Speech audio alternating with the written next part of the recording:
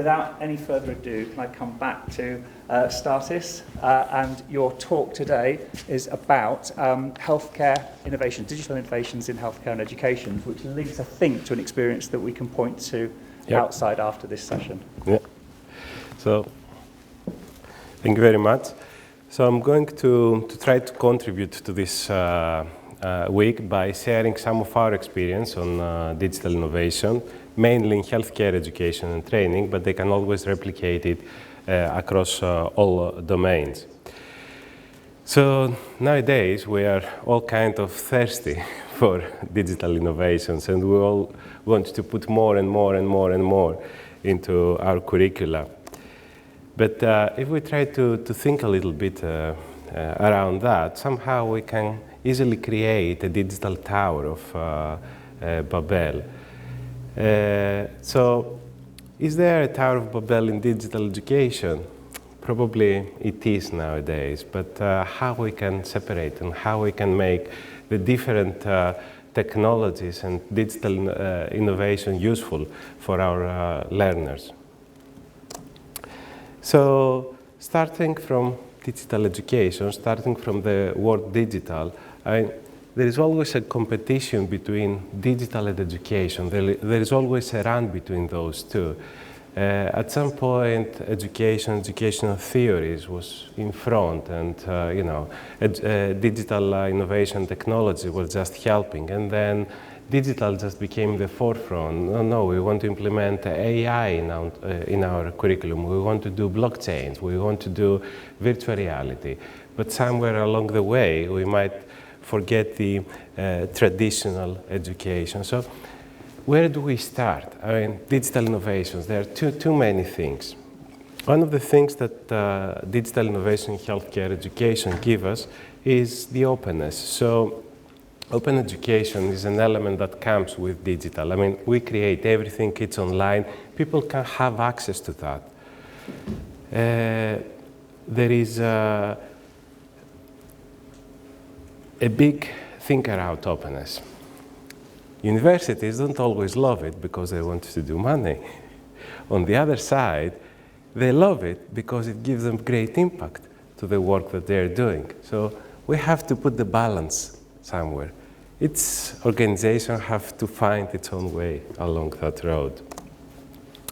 I'm going to talk a little bit about reusable learning objects. This is not something new. This is quite old for the team that I'm working with. We use them for about 15 years now, but we feel that they're really successful. So I thought that I would like to share you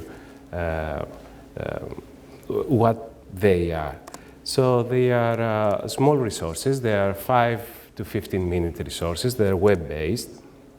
They focus on a single learning objective, and they use a mix of different multimedia. It's a sequence of pages, and they are standalone. So somebody can either just go and view one alone, or just combine them into a module, a session. They are interactive, so they give the feeling to the users that they are interact with the resource. They're not just there and watching some web pages. And the most important thing that I'm really happy that I just heard it, they led by communities. So students are in the center of the development of RLOs. So the reason that I mention them is because students love them. So we had done quite a lot of evaluation, as you can imagine, over the last 15 years, a lot of research papers. I'm not going to mention though, but just some glimpses that students find it easy to use, and you can go over and over it again. It's a fun way to learn, lots of information, easier than I thought, brilliant way to learn. We have found that they're quite effective on the way that they learn, and we have tried to measure their effectiveness using the Kirkpatrick framework in different levels. They have been accessed across UK, not only from universities, but from schools, colleges, health trustees, companies, but also individuals. and not only in UK, but they have been accessed worldwide. So as you understand, the impact is huge. And we have comments from a student in University of Minnesota that, you know, this is the first time that I managed to understand the volume of distribution, or somebody in Texas said that it was quick and to the point. I teach anatomy and physiology and have trouble getting the point inflammation across, and goes on. So community development is the center of our RLOs because we consider who's the expert. So the expert in our case is the stakeholders, the students, the people who are going to learn through the resource.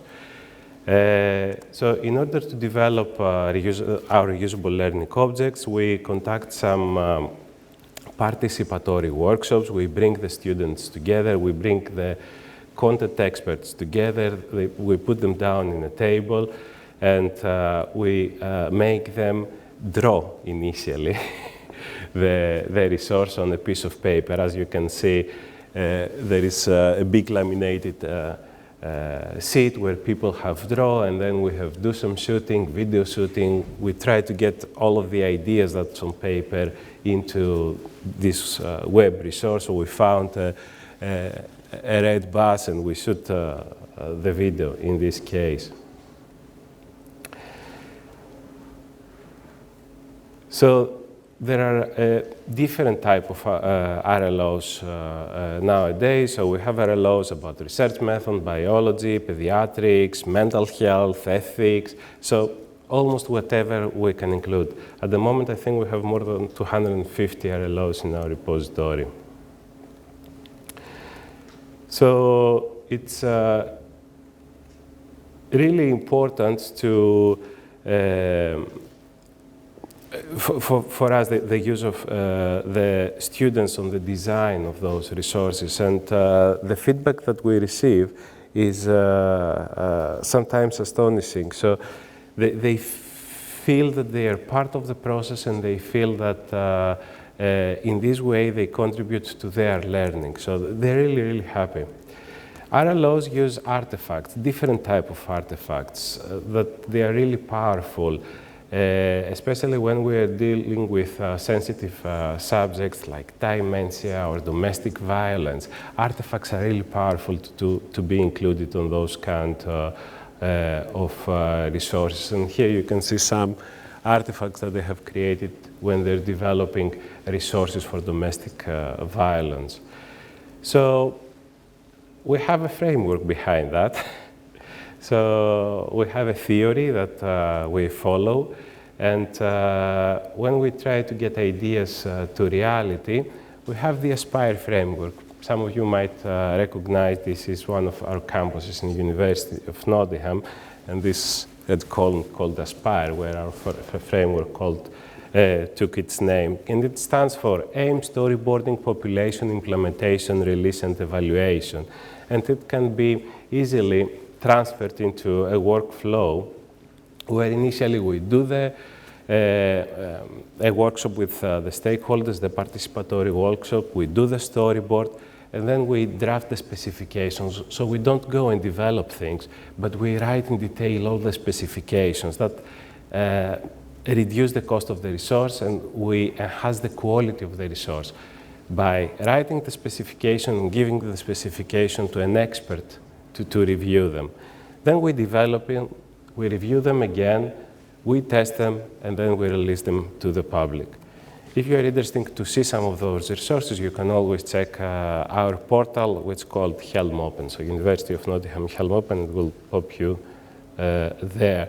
And we use this kind of resources into curriculum, into communities, but as we said, we use them as open resources. Another innovation that I would like to showcase to you is a digital lab that we created for nurse training. So I'll allow the video to play. DigiSim Nurse Training is a state-of-the-art teaching app for training student nurses, key procedures in clinical nursing practice. DigiSim Nurse Training aims to give student nurses the experience of a virtual teacher in room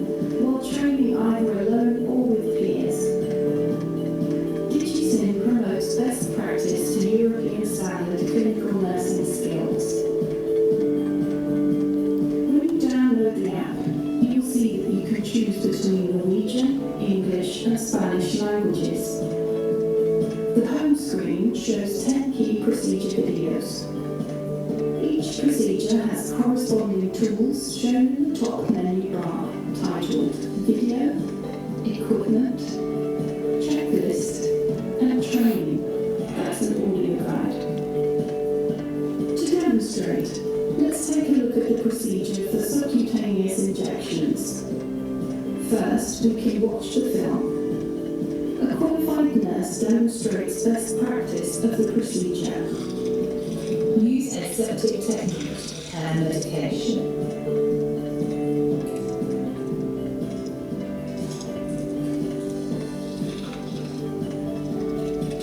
When students are ready to prepare to train for the procedure, they can use Equipment under the Equipment tab. If working in pairs, one student can act as an observer and use the checklists in the app here, like a scoring card. Under the Checklist tab, each step in procedure is listed, and again, students can observe and score each other, discussing the procedure afterwards. When using the app alone, the checklist can be used as a revision tool. Once the students are prepared to perform the procedure, the Training tab contains a step-by-step virtual teacher audio guide, which can be played in the room and controlled hands-free if desired. In that way, students don't need to touch the device while performing procedures in a sterile environment. Find all required equipment for the procedure and check expiry dates. Clean hands before starting the procedure. Since the app is under development, So this was developed under an Erasmus Plus project, and we were partnered in this project. The most important and interesting thing about this app is that we created that for nurses. And somehow, somebody from the medical school just saw it. So he came to us with a bunch of videos, all the things that we need ready, and he was like, can you please do that as well for medicine? So even if the project has finished, we start developing that for medicines as well. So what I'm trying to say here, the app is there. You have seen other apps as well. I mean, we followed the co-creation approach for this one, but the most important is that when other people see how they used and they realize that in practice, they might chip in and want to apply it somewhere there. So this word of mouth, it always works, even with digital innovations. It doesn't have to be, through a proper presentation or demonstration.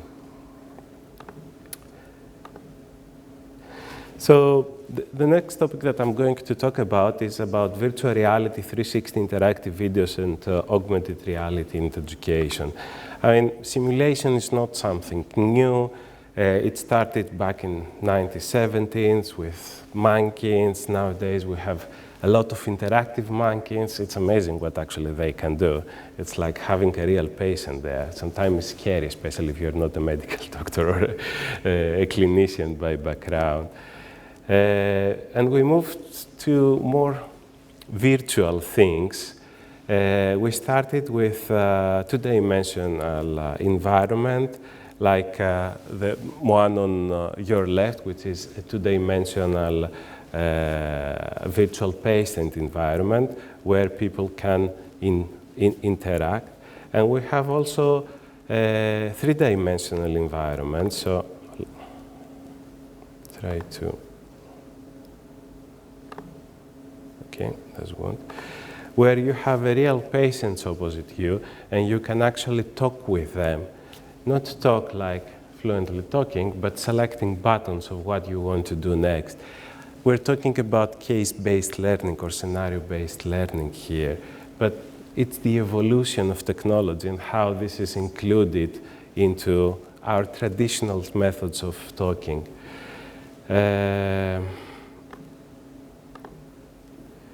Augmented reality, it's a step further. I'll try to, come on.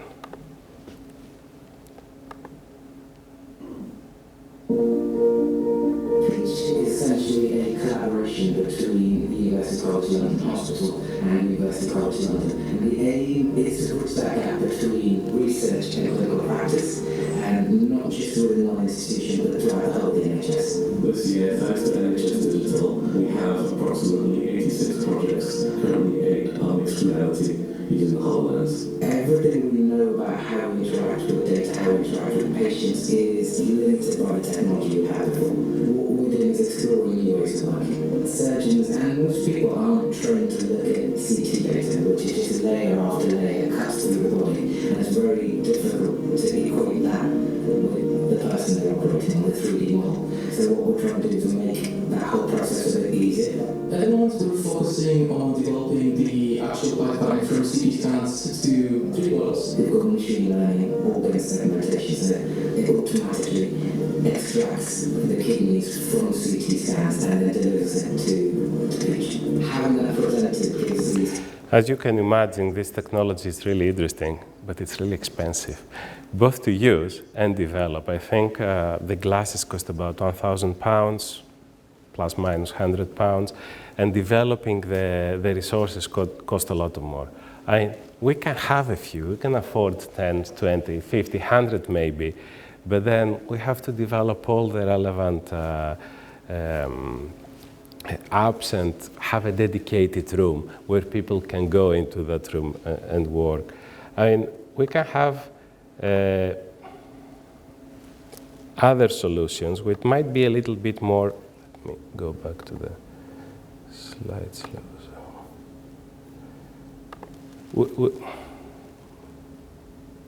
Okay, where we can go back to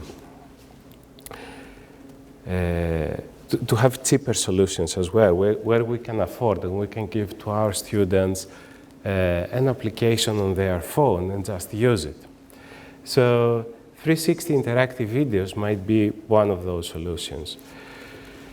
One of our projects, COVIR, we co-created virtual reality reusable resources for healthcare education, and the aim was not only to create the resources, but first to see how we can put them into the curriculum, then what would be the best co-creation method to include students in that process.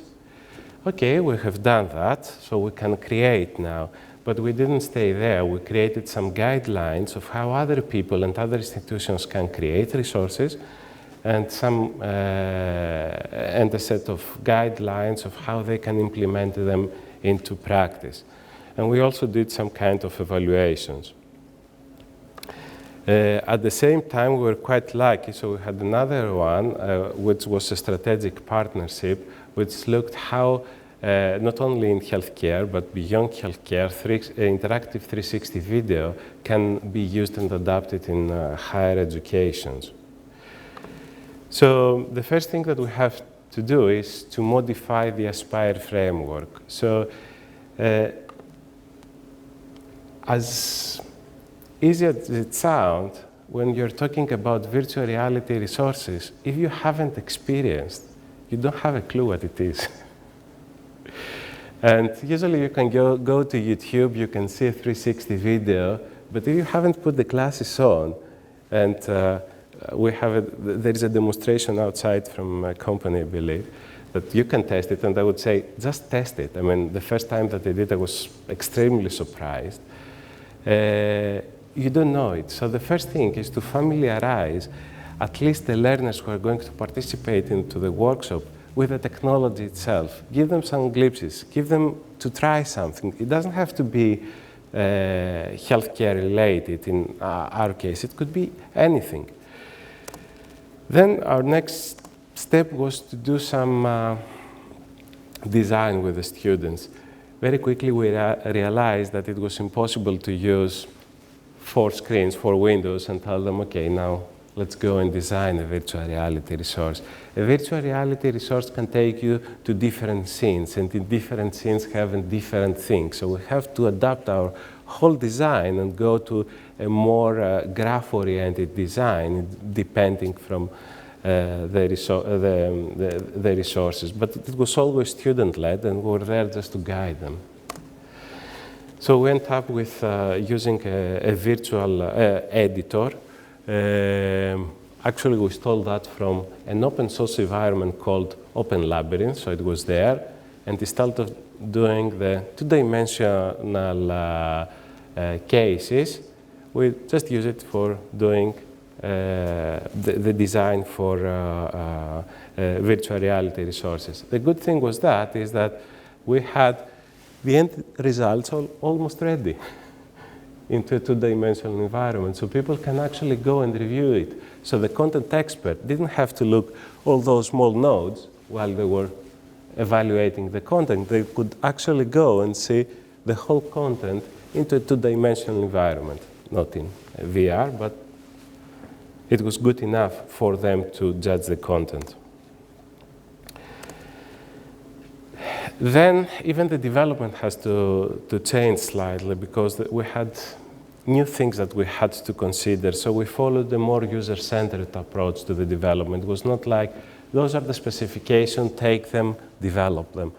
That didn't work for our learning technology. So they needed to contact more frequently the experts and some of the learners.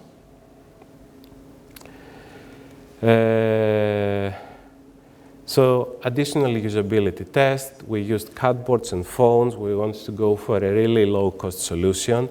The reason was that we want all of our students to use the applications that we developed, so we couldn't go for the expensive ones. And we have to create evaluation scenarios in order for the technical people to evaluate if this is working or not.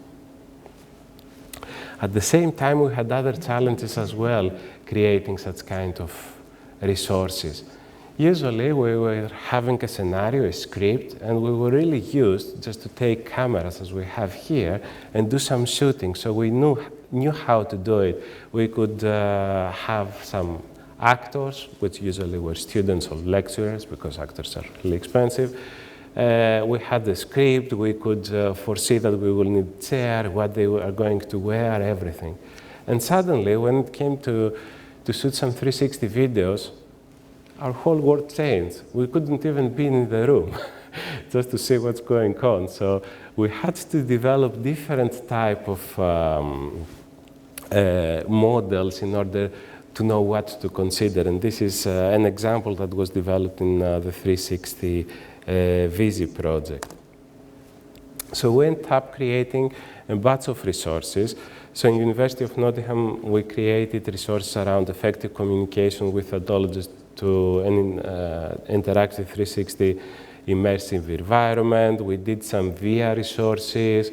So there is a mixture of resources. The good thing is that the majority of them are available online in the Google Store, or if you contact me, I can even send you an exe file just to play it on your laptop. So you can have a glimpse of what's going on. And some of them already have been used into different curricula in UK, Greece, and Cyprus. It was a collaborative project again.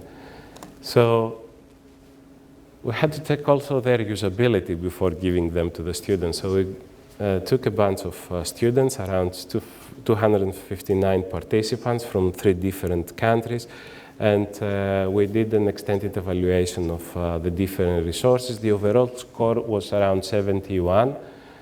Everything above 68 is above average and considered a good result.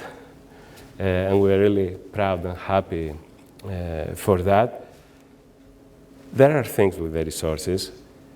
We don't have the budget that the company has to develop a VR game, for example, so we have to keep things within the budget. So there is always have to be a cost-effectiveness balance there. The power of our resources is that the students contribute to the development of those resources, and that makes them much better, in our opinion, from the one that big companies are usually developing, because they are just taking an expert, putting down, do some specifications, and do the resource. The graphics there are amazing, though. So we did a different type of evaluation. Another one was about the immersiveness of the resources. So it was during the lockdown, so we had to do it in virtually. So we sent to some students some cardboards, and they have to test it remotely. And we got a score 4.45 out of 5, which means that they were quite happy with the immersiveness of the resources. They were finding fun and pleasant and enjoyable to use the resources, and in general, they were satisfied. It was something new for them, so we're expecting that they will be happy anyway. So the next step was to develop some guidelines for the tutors, for the lecturers, to use those resources into practice. So we had to see what's out there. So we did a literature review, and then we asked experts in the field. So as experts in the field, we consider everyone that has used a virtual reality resource and has experience on digital innovations into the curriculum. So it was really difficult to find only people that used virtual reality resources into the curriculum. So we did the best that we could. So we had a modified Delphi study with 3 rounds, and we had 65 participants with an average age of experience around 14 years. Some of them were towards the end of their career, so a lot of experience. I don't know about technology in that case. So we went up with different theories that can be utilized. The green one is the one that this expert panel has suggested. Cognitive load theory, cognitive affective model of immersive learning, social learning theory. And then there was some methods that can be utilized, like discovery-based learning, inquiry-based learning, procedural step-by-step acquisition. They even said one-to-one teaching, which I'm still trying to figure out why. And then some actions that they recommended was to accommodate ease of use and access, integration to existing systems, and make equipment available 24/7. So in general, that was a really nice experience, and now we are trying to boost that into our curriculum by creating more and more virtual reality resources. Another innovation, digital innovation that we are working the last couple of years are chatbots. So chatbots, it's not something new.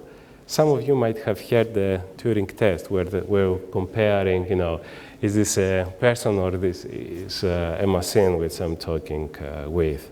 I mean, back in 1966 was Eliza, one of the first chatbots, and then it was somebody that made 2 chatbots to talk, and this somebody was Kenneth Colby. So he took Perry, a chatbot, and make it talk with Eliza. But the most interesting one, at least for us, might be the Alice, which was the first artificial intelligent chatbot. But if you consider there are chatbots everywhere, on your mobile phone, on your laptop, on your home, if you have Google Home or Alexa. So if we want to somehow categorize the chatbots, we can categorize according to intentionality. The one that they have some kind of educational intentionality, and the one that they don't have. The one that have can be used for academic guidance, can be used for support on frequent asked questions. I mean, in a big amphitheater, I'm doing a lecture, so they can just use a chatbot just to get some answer instead of putting the hands up, stop the lecture in the middle, or the majority of the people, they don't do it anyway because they are shy nowadays. So they're just going to Google it. It's better if we give them the information in a more controlled way. And then we have the chatbots with educational intentionality, which is more about tutor support, exercise, and practice. There are a lot of things to consider when we are developing chatbots. What degree of anthropomorphism the chatbot should have, what the level of humanness should be, and what the relationship with the student should be. Should the students know that they are talking to a chatbot, or they should feeling that they're talking to some kind of tutor that they trust more, maybe. The degree of proactivity, in other words, if the virtual teacher will limit itself to answering queries, or it will be proactive and give advice of how to do tasks. And the level of wisdom of the chatbot. Is it going to give answers or chat about a specific topic, or we will link it with Wikipedia and it can answer almost everything? Of course, there are some ethical considerations, as with any kind of digital technology that we bring into education. Honesty and transparency, extreme anthropomorphism and the uncanny valley, bias due to incorrect training of machines. Sometimes if you train a chatbot with students, it can be quite dangerous. And machine ultimate purpose. So we found out that chatbots can be developed almost for every level of the Bloom taxonomy, from the remembering category, where we can have a chatbot for anatomy, where learners may ask basic questions about muscles, nerves, vessels, or bones, to understanding, where we can have a study skill chatbot, where learners may share about their exams performance difficulties to get suggestions about how to improve. We can move to the applying level, where we can have an advanced anatomy chatbot, where learners may ask about connections between different anatomical structure or functions of anatomical structure, even to the analyzing, where we can have a practicing lab interpretation. Given psychological data, learners are able to practice assessing what is happening with the patients. And we can move even to the creating level, where we can have an over-the-phone consult to practice both on one's own communication skill, as well as evaluate questions coming from the attending the chatbot, while synthesizing and replying in a timely manner based on patient information known to the learner provided at the start of this scenario. So we got a project in that area because we need some money always to start developing things. This is always the problem with the digital innovations. You need some small pocket of money in order to start developing things, because you might have the idea, sometimes you might not have the technological knowledge, it might fail. So this always helps. And the Erasmus Plus was quite generous with that kind of ideas. So the first thing that we did there, after we tried to identify where the chatbots are fitting into the curriculum, we tried to identify the learners' perceptions on a chatbot, and we found out that the students wanted recognition, visibility of system status, anthropomorphism in communication, knowledge expertise, linguistic consistency, and realistic interpretation. But that was the first small pilot that we did, and then we continued, and we got more participants from different countries, and they said that they want visual elements, they want to provide additional text and image. They don't just want somebody talking to them. They won't recover when there is a false answer. They don't want the chatbot just to froze there. And deal with, and they want to know that the chatbot has this limited knowledge, so they shouldn't expect more from the resource itself. One other aspect that we had to consider is that we should train people in order to be able to develop chatbots.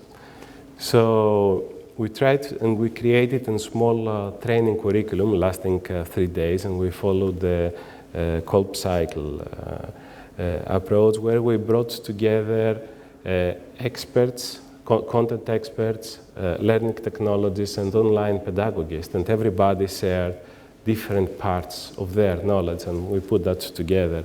It was successful. It was from 4 different countries. And we measured knowledge, which increased knowledge about co-creation, about chatbots, and about designing and developing chatbots. At the end of the day, we managed to follow a co-creation approach, similar to the one that I showed, so I'm not going to repeat it. And we developed 4 chatbots by now. Some of them are already presented in literature. And we have also done some kind of evaluation around chatbots quite recently, so apologies that the graphs are not good. The evaluation just finished 10 days ago. So we found that we followed the UTA-UT2 model, and we found that the expectations of using our chatbots, the CEPER chatbots, they expect that it would increase the productivity, so that the answers of the learners. And they found the chatbot easy to use. So initially we measured their opinion before and after, just to check, because they have heard what a chatbot is, but then they used it actually. So that was a good reply. And the most important thing, I mean, we ran a training event with around 40 students, 35 to 40 students in Greece 2 weeks ago. The most amazing thing was that we started the first day by not knowing, but they just coming to this training event just to get a certificate. And they left the event by having created a chatbot in 5 days. Of course, like a demo chatbot. But, and at the same time, getting skills by using chatbots. So it was quite impressive seeing that. And this is a screenshot that they're presenting the chatbots into a second-year medical module. So the students themselves were so confident that they went up and presented the module in some other students. So moving a little bit from that, just bringing a few more ideas in. So digital escape rooms are quite a hot topic. There are a few projects out there, like the Escape for Health, which is an Erasmus Plus project, that they are currently developing digital escape rooms. So what we did, because we're really interested in that, we took a step back and we said, okay, let's see what's out there and let's check how they're going to do it. So we did a scoping review. It's to be submitted soon, so those findings, you're the first that you're looking at it. So we found out that the majority of the escape rooms last around 45 minutes, and this was more or less the average there to an hour. And there were a bunch of theories that they have been used in order to develop escape rooms, like the Kolb's experiential learning theory, the constructivism, adult learning, game-based learning. They were looking at lower levels of Bloom taxonomies on the one on the escape rooms that are already published. Team-based learning was something else. And they used different type of instruments to measure and collect learners' experience. Gameful experience scales, debriefing for meaningful learning, questionnaire about good manufacturing practices, group readiness assessment test, students' perception questionnaire modified from another survey. So there's already some work going on there, but we believe that that would be the next big thing where you can incorporate different technologies, virtual reality, chatbots, scenario-based learning, almost everything. And you can make it both face-to-face and digital, or combine those two together.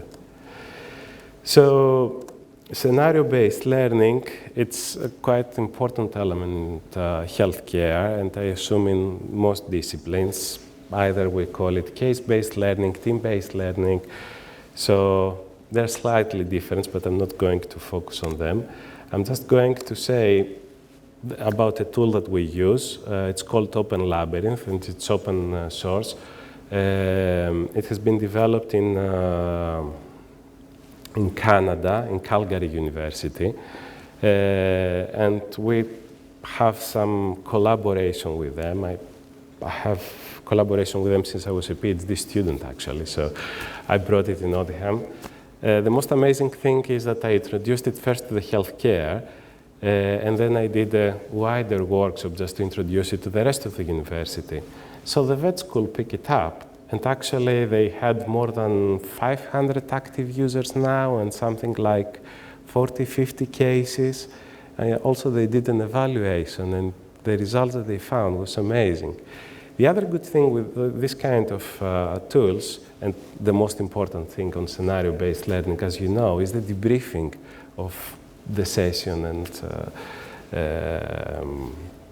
the scenario. So apart from the thing that you can see the whole graph and where you can go, the other important thing is that it gives you some analytics of how much time you have spent in each node and what was the individual path that each student followed. So somehow you can have a personalized debriefing with everyone if needed, or you can do it as a whole, as a summary of results. I bet you know Moodle. So we use Moodle as, or any other virtual learning management system, like the most of the universities. The reason that I put that here is just to mention that when you use a VLE system, we shouldn't just take the paper and just put it online. We have to make it meaningful. I mean, the students doesn't care if they're going to a website, click a link, take a presentation, or if they go to Moodle because it's a little bit more organized. Usually the learners want something more interactive, something that is meaningful for them. In that line, we had, actually we still have a project with our midwifery department, it's led by them, called Totem, which is about virtual placements. So the idea came that a lot of midwives, I mean, some of them are mature students, so they have families and they cannot travel to get the international experience and enhance their transcultural skills. So within this project, we have developed 4 virtual mobility packages that they can follow and collaborate with other students. And in one of baseline surveys that we did, we tried to find, we managed to put some questions in, and try to identify what simple digital learning elements students want or doesn't want, with video and video calls with fellow students to be quite high in their preferences. They had quite high experience in their active group, so more or less things that we are waiting, that our students have some digital competencies, but not all of them. This is the thing that we should point out. A lot of the students declare that they have some difficulties with online interactive group work, which says, I know how to do it, I know how to go on Teams, I know how to communicate, but I still have difficulties. I might be in this generation that grow up with technology, but please take care. I might need more help. E-portfolios, we use them on placement so people can monitor what they are doing and put their evidence in. Learning analytics, it's another chapter, another big chapter that we explore. So we have created a taxonomy and we have done some analysis based on Moodle data, and we can categorize the modules into different types, and at the same time we experiment also with the engagement versus performance, which is as expected. The more the students engage, the better performance they have. I'm going to finish, but I would like to say about personalized learning networks. WhatsApp groups are really important for the students. Allow them to use them. It's a big support for them. And distance learning and MOOCs is another great experience for the learners. We ran a MOOC twice about designing e-learning for health with 5,000 to 6,000 people with great retainment levels. People were eager to learn. Of course, I'm not the only person that have done that. We're a big team of people that some of them contribute to the curriculum, some of them to projects. And I'll finish by saying that pedagogy comes first and technology second. We want to bring expertise, pedagogy, and digital together, following an evidence-based approach and a participatory design. And at the end of the day, we have always to evaluate what we're doing. Thank you. Oh, thank you very much.